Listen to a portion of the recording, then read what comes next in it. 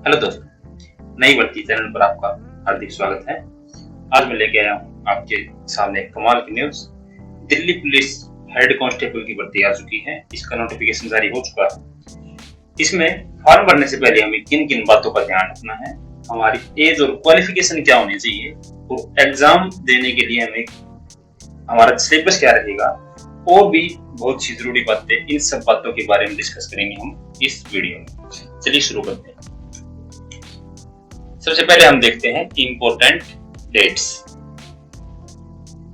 इसके अंदर सबसे पहले हमारी एप्लीकेशन जो फॉर्म की डेट है भरने की, वो है 17 मई से लेकर 16 जून तक। 17 मई से लेकर 16 जून तक। उसके बाद आपका जो कंप्यूटर बेस्ड एग्जामिनेशन है उसकी यहाँ पे डेट पहले से दे रखी है, सितंबर 2022। सितंबर के महीने में 2022 में ये एग्जामिनेशन आपका होना है। तो तैयारी करने के लिए अब हमारे पास ज्यादा समय है नहीं, आप 2 या 3 महीने आपके पास तैयारी करने के लिए बचे हैं। उसके बाद आता है आपका वैकेंसी डिटेल्स। अब वैकेंसियों में क्या है, सबसे पहले जो मेल कैंडिडेट्स हैं उनके लिए वैकेंसी 2 पार्ट्स में डिवाइड की गई है। यहाँ पे एक आपका कॉलम ओपन जो जिसमें हम सब अप्लाई कर सकते हैं, दूसरा स्पेशल एक्स सर्विसमैन के लिए। ओपन में जनरल कैंडिडेट के लिए 217 वैकेंसी है।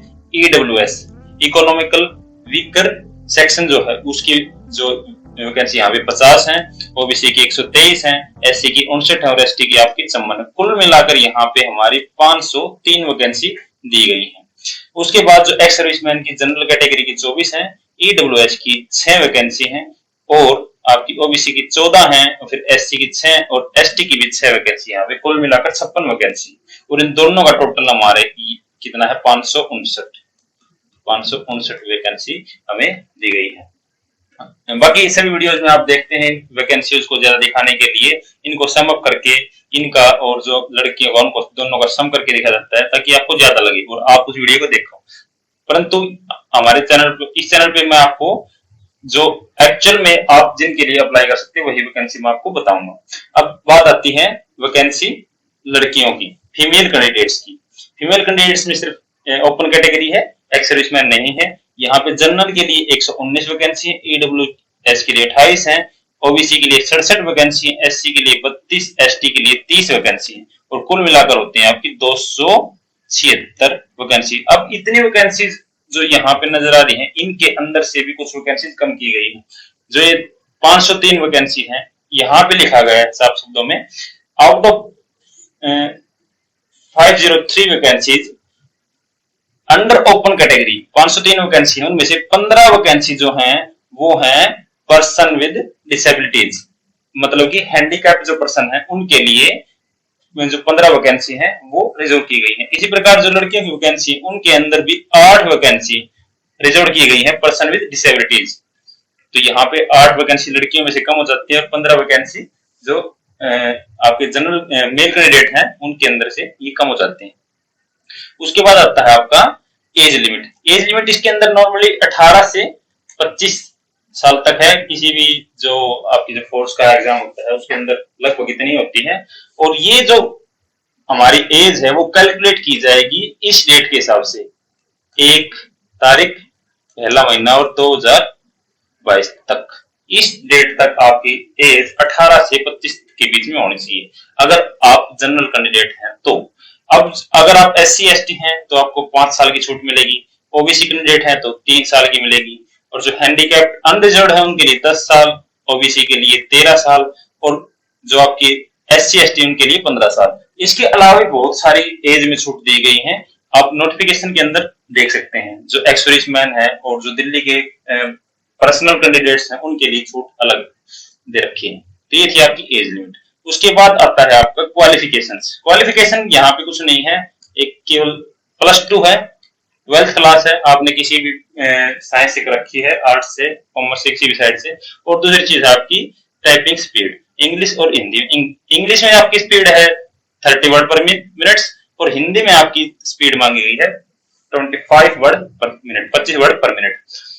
ये आपके इनके बेस पे आपके एग्जाम, ये आपका 25 मार्क्स का एग्जाम होगा। अगर आपकी स्पीड अच्छी है तो आप सिर्फ पास होंगे, और आप अगर 30 से जितना ऊपर करेंगे उसके हिसाब से आपके मार्क्स अच्छे लगते जाएंगे। उसके बाद आता है आपका फिजिकल टेस्ट।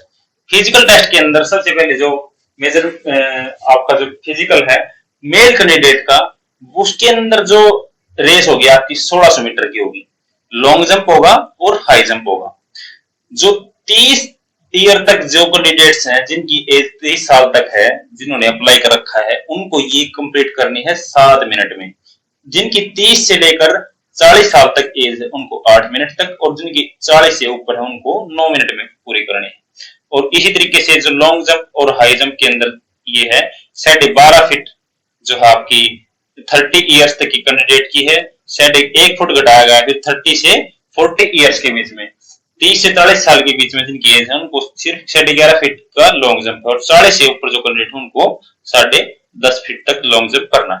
हाई जंप में जो 30 ईयर्स तक है उनको 3.5 फीट है, और जो आपके 30 से 40 ईयर के बीच में है उनको 3 फुट और 3 इंच तक है, और जो 40 से ऊपर उनको सिर्फ 3 फीट है।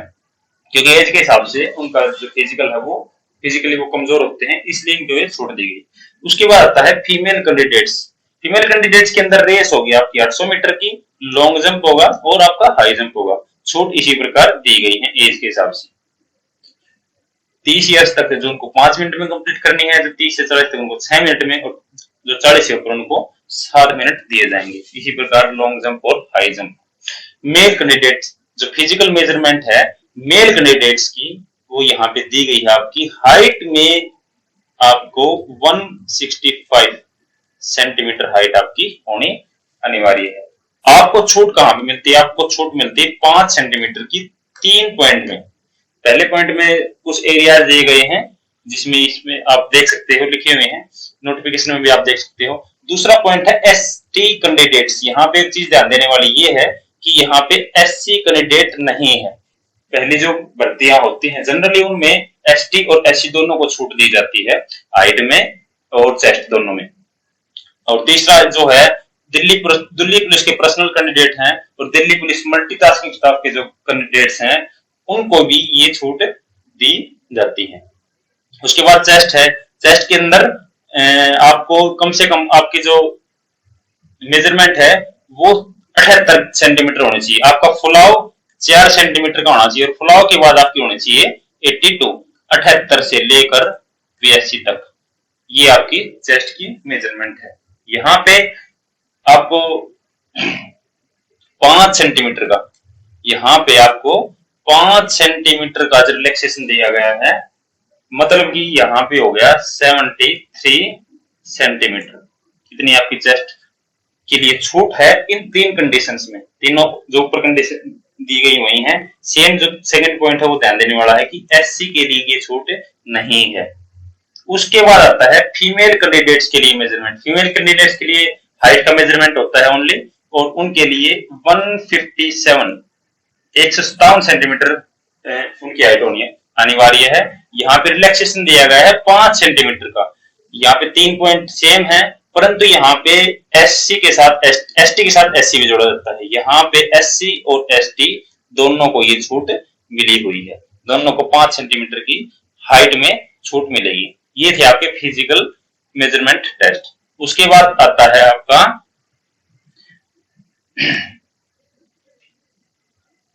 पे स्केल। पे स्केल के अंदर पे स्केल और पे स्केल आपका लेवल 4 का रहेगा। 25,500 से लेकर 81,100 तक ये आपका पे स्केल जाएगा, जो आपकी बेसिक पे होगी। और आपकी जो एप्लीकेशन फीस है वो होगी आपकी मात्र 100 रुपए। और ये किन किन की लगेगी? ये कुछ कंडीशंस में जो एससी हैं, एसटी हैं, पीडब्ल्यूडी जो फिजिकल हैंडीकैप्ड है, और एक्स सर्विसमैन, चार टाइप्स हैं जो कैंडिडेट्स की, उनके लिए एग्जेम्प्टेड की गई है। अब एससी, एसटी, पीडब्ल्यूडी मतलब फिजिकल हैंडीकैप्ड, और ईएसएम इनके लिए, एक्स सर्विसमैन इनके लिए फीस नहीं लगेगी। बाकी सभी की फीस लगेगी 100 रुपए पर फॉर्म के। उसके बाद आता है आपका स्कीम ऑफ एग्जामिनेशन। एग्जामिनेशन किस टाइप से होंगे? सबसे यहाँ पे 4 लेयर बनाए गए हैं एग्जाम के। यहाँ पे 4 एग्जाम होंगे आपके। फर्स्ट आपका computer based examination. Computer based examination SSC द्वारा ये कंडक्ट किया जाएगा। इसको हम सीबीटी भी बोल सकते हैं। तो ये होगा आपका 100 मार्क्स का। उसके बाद जो फिजिकल एंड्योरेंस टेस्ट है आपका, फिजिकल मेजरमेंट या एंड्योरेंस टेस्ट है, वो आपका क्वालिफाइंग बेस होगा, ये सिर्फ आपको क्वालिफाई करना। फिर होगा आपका टाइपिंग टेस्ट जो कि 75 मार्क्स का होगा। उसके बाद computer formatting test by Delhi police, और कंप्यूटर का एक अलग से टेस्ट होगा, वो भी आपको सिर्फ क्वालिफाई करना है। उसके बाद ये इनके अंदर किस टाइप से एग्जाम होंगे उनका बारे में दे रखा है कि जो आपका सीबीटी होगा कंप्यूटर बेस्ड एग्जाम, उसमें आपको समय दिया जाएगा 90 मिनट। इसके अंदर आपको 100 क्वेश्चन होंगे जिनके 100 मार्क्स दिए जाएंगे।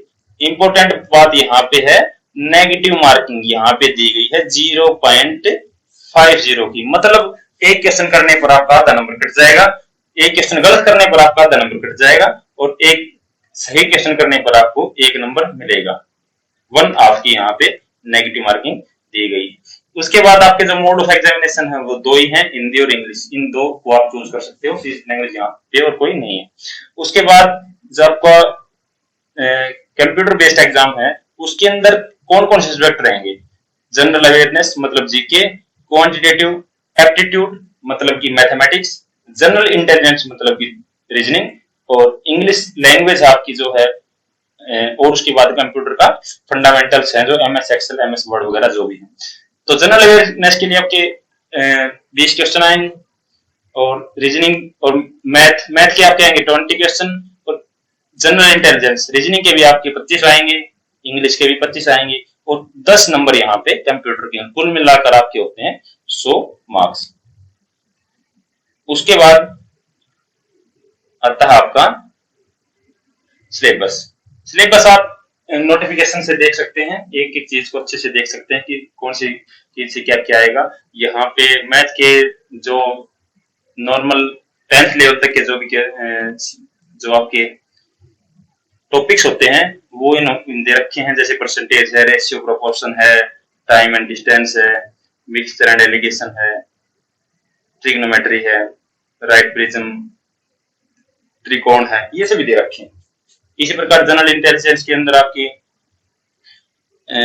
रिलेशनशिप, ब्लड रिलेशनशिप वगैरह हैं, और वर्ड बिल्डिंग है, और प्रॉब्लम सॉल्विंग, मतलब कि जो जो नॉर्मल टॉपिक्स होते हैं आपके, आप रीजनिंग की एक बुक लेकर उनको अच्छे से पढ़ सकते हैं।